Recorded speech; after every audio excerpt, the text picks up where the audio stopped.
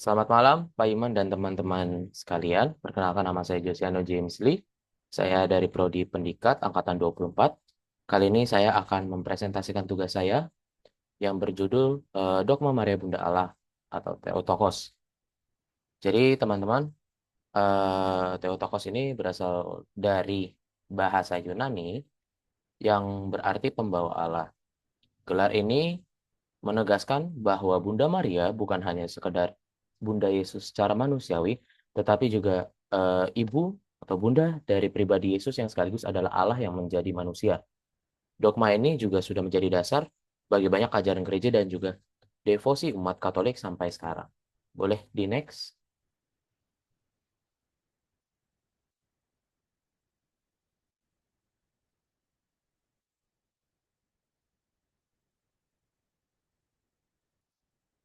Baik, terima kasih.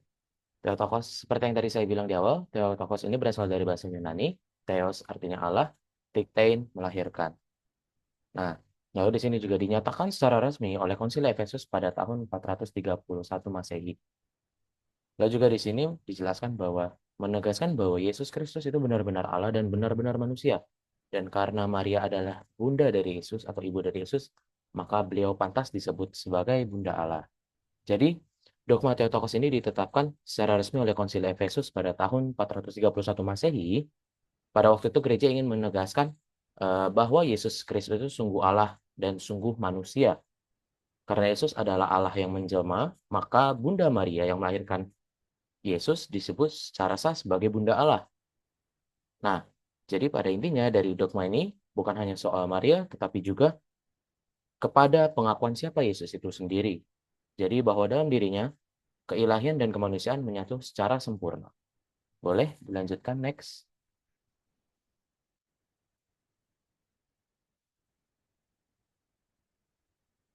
Lalu, yang ketiga di sini kita ada dasar biblis. Yang pertama ada dari Lukas bab 1 ayat 43. Di sini Elizabeth berseru, "Siapakah aku ini sampai ibu Tuhanku datang mengunjungi aku?" Lalu dalam Yohanes 1 ayat 1 dan juga 14, firman itu adalah Allah dan firman itu telah menjadi manusia. Nah, jadi begini, dalam Lukas 1 ayat 43 itu Elizabeth dipenuhi oleh Roh Kudus berseru kepada Maria, "Siapakah aku ini sampai ibu Tuhanku datang mengunjungi aku?" Di sini sudah jelas bahwa Maria itu adalah ibu Tuhan, disebut ibu Tuhanku. Lalu, selain itu di Yohanes 1 ayat 1 dan juga 14 menyatakan bahwa firman itu adalah Allah dan firman itu telah menjadi manusia. Jadi, pribadi yang dikandung dan dilahirkan oleh Maria bukan sekedar manusia, tetapi Allah yang menjelma menjadi manusia. Dengan demikian, penyebutan Bunda Allah berakar langsung dari Wahyu Kitab Suci. Seperti itu. Selanjutnya, boleh.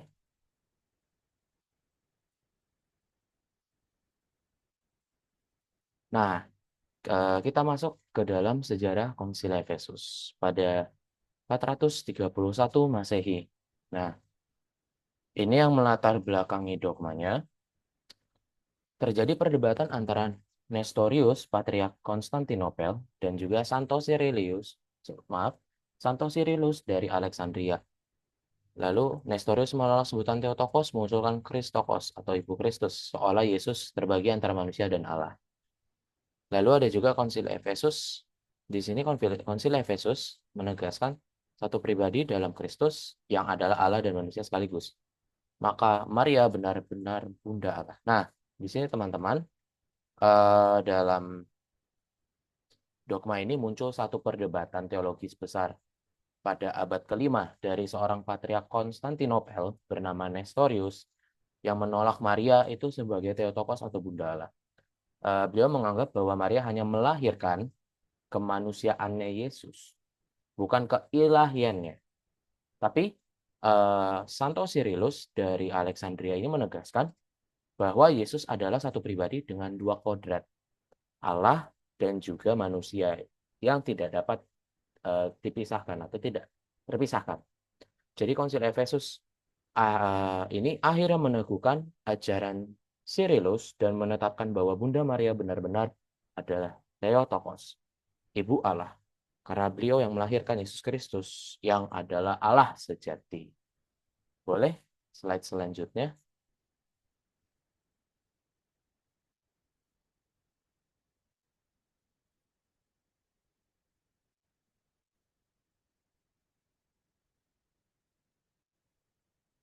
Nah, selanjutnya di sini ada arti teologis atau makna iman dari Theotokos sendiri. Jadi di sini yang pertama menegaskan kesatuan pribadi Yesus Kristus, bahwa Yesus Kristus adalah Allah sejati dan manusia sejati. Lalu menunjukkan peran istimewa Bunda Maria dalam karya keselamatan Allah dan juga menjadi dasar bagi gelar Maria lainnya seperti perawan abadi, tanpa noda dosa dan juga Maria diangkat ke surga. Jadi dogma ini memiliki makna teologis yang dalam. Yang pertama seperti tadi menegaskan kesatuan pribadi Tuhan kita Yesus Kristus, Allah sejati dan juga manusia sejati. Lalu yang kedua, menunjukkan peran istimewa dari Bunda Maria dalam sejarah keselamatan. Lalu yang ketiga, dari dogma ini pun lahir juga pemahaman tentang gelar-gelar Maria yang lainnya, seperti perawan yang abadi, yang dikandung tanpa noda dan juga diangkat ke surga. Jadi di sini menyebut Maria sebagai Bunda Allah sebenarnya adalah bentuk pengakuan iman kita kepada Kristus yang adalah Allah sejati. Seperti itu. Selanjutnya, boleh.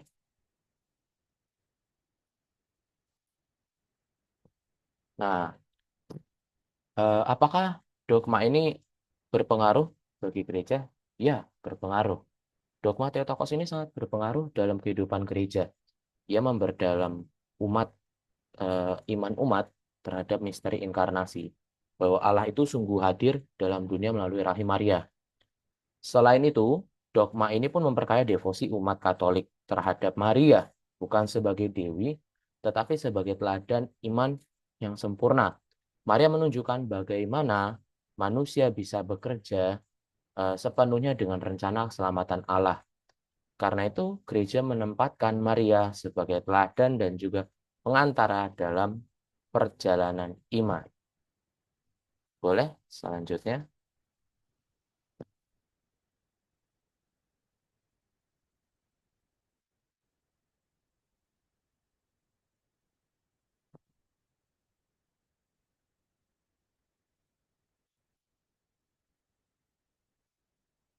Sebelumnya teman-teman mohon maaf jika agak nge-lag karena memang seperti itu adanya ya. Boleh? Oke, terima kasih.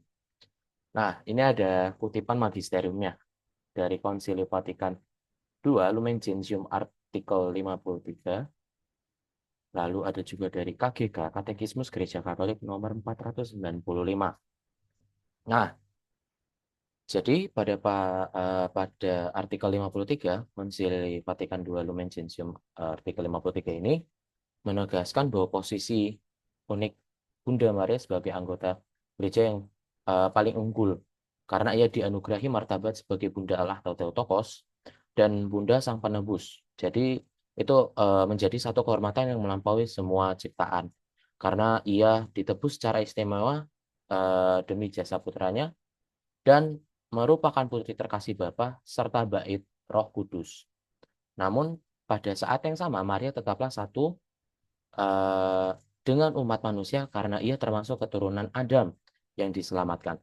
Ia adalah teladan luar biasa dalam iman dan kasih bagi seluruh gereja dan diakui sebagai ibu dari anggota-anggota Kristus atau Bunda Gereja sehingga gereja menghormatinya dengan kasih, sayang, dan kesalehan bakti.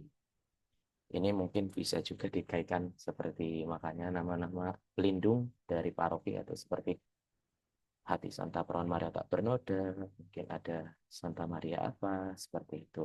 Lalu dari Katekismus Gereja Katolik nomor 495 ini juga menegaskan lagi, menegaskan bahwa Maria itu diakui sebagai Bunda Theotokos karena pribadinya yang dikandungnya melalui Roh Kudus dan lahir sebagai manusia. Yang dalam Injil disebut Bunda Yesus atau Bunda Tuhanku. Jadi sesungguhnya adalah putra Bapa yang abadi, yaitu pribadi kedua Tritunggal Maha Kudus. Nah, pengakuan ini merupakan pilar iman yang memastikan bahwa Yesus Kristus adalah satu pribadi yang tidak terpisahkan. Jadi, sungguh Allah dan juga sungguh manusia. Dan oleh karenanya, bundanya adalah bunda Allah. Seperti itu. Boleh dilanjut lagi?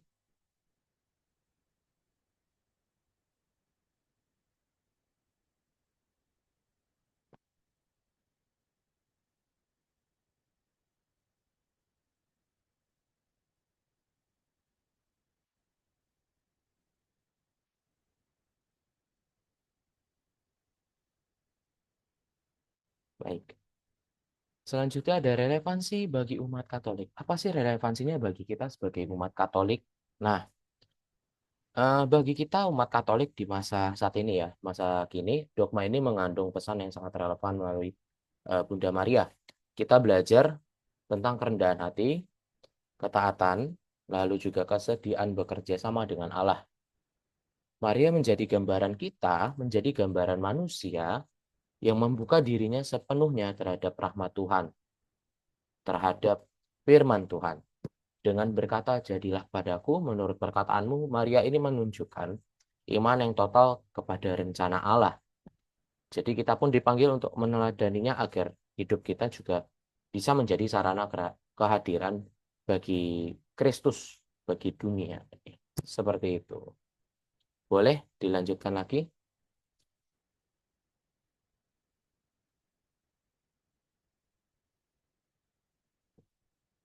Nah, di sini ada simbolis dan devosi.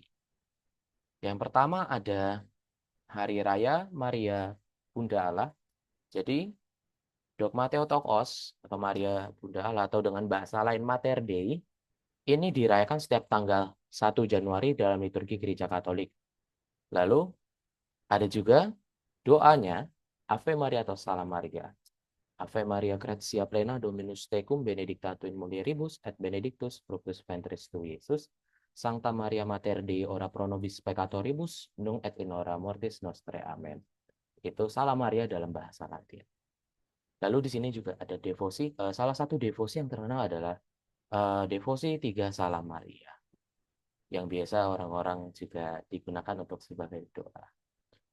Nah, selanjutnya mungkin seperti di gambar yang di awal pada di judul ada ikon timur dan patung barat yang menggambarkan Maria sedang menggendong Yesus. Baik dalam tradisi gereja timur maupun gereja barat, ikon ini menggambarkan makna yang terdalam bagi dogma ini.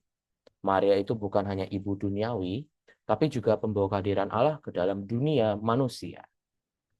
Selanjutnya,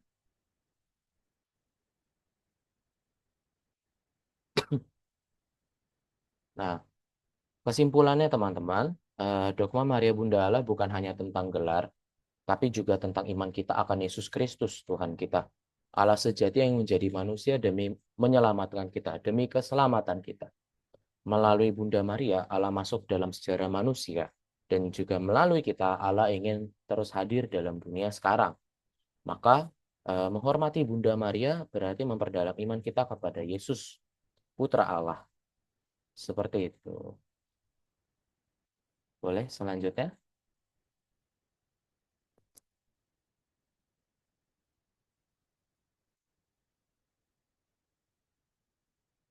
Nah, teman-teman, maka marilah kita meneladani Bunda Maria menjadi pribadi yang siap berkata, jadilah padaku menurut kehendakmu, agar hidup kita pun menjadi tempat Allah yang berkat. Uh, Terima kasih itulah